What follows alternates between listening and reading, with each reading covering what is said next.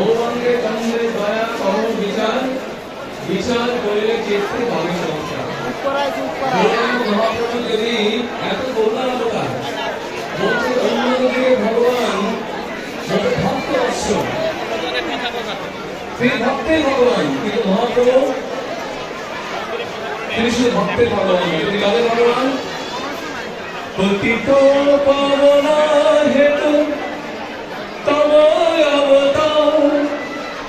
আমি শুধু ভক্ত উদ্ধার করে জন্য আসি, ভক্ত তো উদ্ধার হবেই, সাথে আমি উদ্ধার করবো যারা নিজেদেরকে পতিত মনে করে, অধম মনে করে, নিজেকে ছোট মনে করে, আমি তাদেরকে উদ্ধার করতে চাই।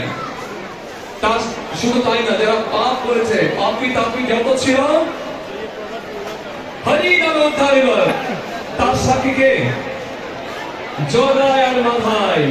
আমার মনে হয় জগায় মাথায় পাপি এখানে আমরা বিরোধ হই, তাই না? তাহলে এই জগায় মাথায় যদি উদ্ধার পেতে পারে, আমরা কি উদ্ধার পাবো না? অবশ্যই পাবো।